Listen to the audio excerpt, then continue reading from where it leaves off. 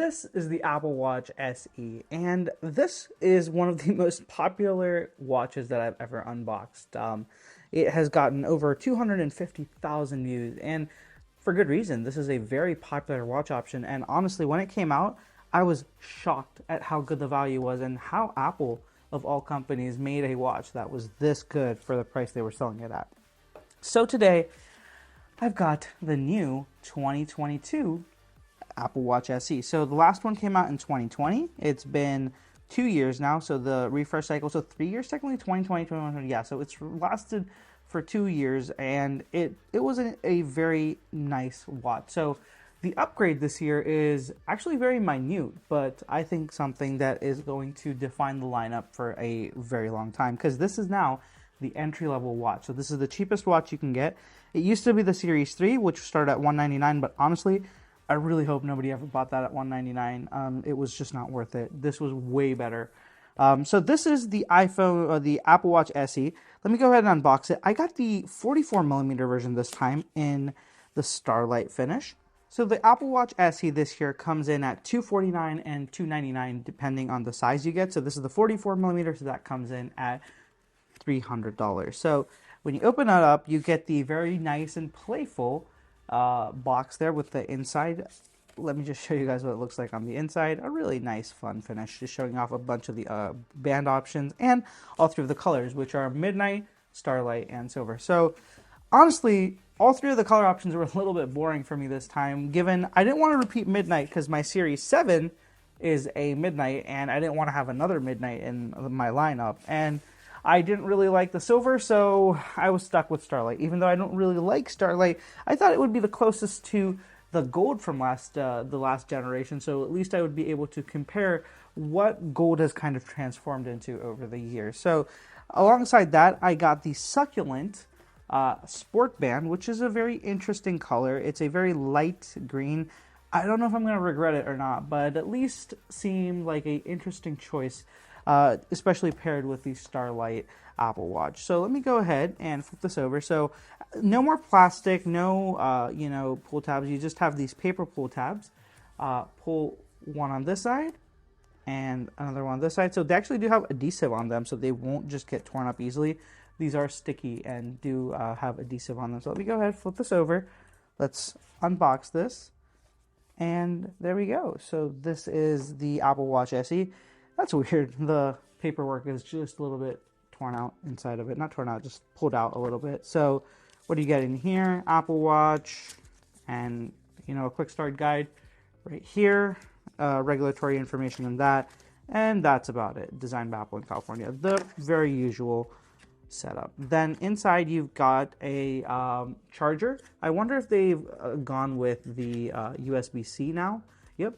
USB-C to Lightning. I will have to do, I didn't look this up, so I'm sorry guys, but I'm not sure if this does support the fast charging like the new Apple Watch Series 7 has. So I will look that up and I will put that on screen here if it does or not. But hopefully it does, because that faster charging actually is really nice, especially if you're just trying to quickly top it off in a rush to wear it before the night, or if you worn it all night and you need it to charge up before you go to work or go out for the day. That's really nice to have. So actually, what am I dealing with this? I'll just deal with this later. Let's go ahead and pull out the watch itself and take a look at what it's like. So it feels very familiar in hand. So this doesn't have the new Series 7 design that's much bigger. It's only got the Series 6 design, where it had the 44mm screen and the 40mm screen. So it doesn't have as big of a screen as the old ones. So that was one thing I really liked about the old SE, was that display-wise, there was no compromise when you got it. But this year there is a compromise. This is a slightly smaller display than the Series 8. So it does differentiate itself in at least that way. So let me go ahead and show you guys the back of it. And this is where the biggest difference is now. This on the bottom is no longer I believe it was ceramic on the old one. It was not color matte. So let me go ahead and put this off to the side and just show you guys really quickly what the Apple Watch SE used to look like. So this was, it does have the materials written on it. So yeah, The bottom here was a ceramic case, so regardless of you getting the Apple Watch, the cheapest one, you'd still got a ceramic bottom, which is a very high quality premium material. So surprising, it's not surprising that they've ditched this. I will miss it, but now this does have plastic. What do they call it? They call it they've removed it completely. They used to have it printed on, but Apple has some fancy marketing term for this plastic. I will put it up on screen because I forgot, and Apple uses a lot of fancy marketing terms. So on the sides, it seems pretty much to have the same design. The double speaker, it has a really smooth matte finish, and it does look really nice. I will say though, this is the Starlight, and it's this pale silver, yellowish silver. It's not really a gold. It's not really a silver. I don't know how I feel about this color, to be quite frank with you. I think that if I were to do it again, I'd probably just go with silver, or possibly just suck it up and buy the Midnight. But as you guys can see, the sensors, even though this is different, the main sensor itself is actually very identical to the old 2020 SE. So let me go ahead and turn this on and see what it's like. All right, there we go. It is turning on, booting up. And while this is booting up, let me go ahead and pull out the Apple Watch sport band that I got. So this is the Succulent. The color name is Succulent. Let me go, come on, open up. There we go. And I'll be honest with you, over time, the sport bands have grown on me. They do feel very comfortable in the hand, and I, more often than not, do end up liking these, especially if I'm, doing something activity intense, intense activity, God. They're just really comfortable in the hand. So here we go. We have the Apple Watch Succulent band. It looks very familiar to one of the colors of past. I believe it was called Cactus. I will have to confirm with you, but I do have one of those as well. So it's very similar to Cactus, which is, I guess, a succulent too. So Apple has deviated. I think that was a touch more green. This is way more pale. This is a very mint pastel green. And I think overall it should pair really nicely with the Starlight color. Let me go ahead and slip that on there. Show you guys. All right, that's the Starlight. And I do actually like the color matched bottom here. It looks pretty cool. And this Starlight finish is just a little bit lighter than this. I do like the bottom finish on that. That's super cool. So I'm gonna just go set this up, and I will come back to you guys once I've set it up to show you what the screen looks like and what my other initial impressions on this are after that. All right, psych guys. So as I was trying to set this watch up with my phone, I discovered something, whereas why I couldn't pair this. So this is my iPhone 13 mini. It's running iOS 15, and I did not update to iOS 16. I don't like to update to the next firmware version on my older phones. I like to keep them at where they were. So I was trying to do this, and you guys see this is how you do it. You just position it in the frame, and it will throw you a warning, an iPhone out of date. You need to update it to have it work with the newest version of iOS, the Apple Watch. So I'm going to assume this rolls out with the newest version of Apple Watch, which is only supported on iOS 16. So if you do buy one of these new phones, make sure that your iPhone is updated to iOS 16. So what I'm going to have to do now is take a break from this unboxing, unbox the new iPhone, and then come back to you guys to finish up this review. So for you, it's going to be 1 second. For me, it's probably going to take a little bit. So I will see you after I'm done setting up one of those new phones. Okay, so I just spent the last couple of hours setting up the Apple Watch, getting it all going. I had to unbox a new iPhone to get this set up because it's a whole thing. But anyways, I've got it set up, and I did use it for a little bit too. And I have to say, I really do like this watch. It's very cool.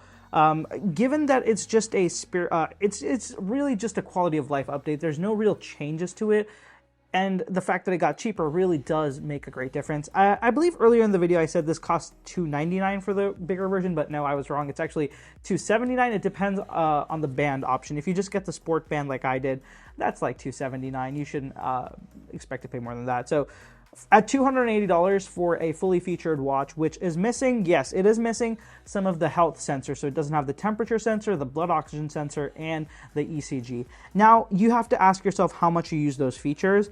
I personally don't use them a lot, but I do kind of still have the newest watch because I kind of like the newest tech and I want to be on the cutting edge. But for 99% of people, this is going to be the better choice. And I have to say, even though, you know, it might seem like a downgrade to have plastic on the back instead of ceramic, I have noticed that ceramic is not comfortable for a lot of people. It does cause skin irritation. So I would say one of the best cases is my mom. My mom was really unable to wear the older Apple Watches that had metal. So the Series 3 and older had metal surrounding the sensor, the same aluminum that was on here, and that actually irritated her skin. At first I thought she just really didn't want to wear the watch, so she was complaining about it, but I actually saw her getting skin irritation, so I told her, okay, stop wearing it, and then I just returned the Series 3 I bought for her because of that. But ever since they moved to the ceramic on the bottom, it hasn't been an issue, and she's actually been wearing an Apple Watch Series 7 for the entire year, and she loves it now, and it doesn't cause skin irritation. So if ceramic was causing problems for you, maybe this plastic is the way to go, and it'll cause less skin irritation. So that is a real thing, and that could be a good reason why you go for the SE over the 7 too. If this material just suits your hand better, that could really make a big difference.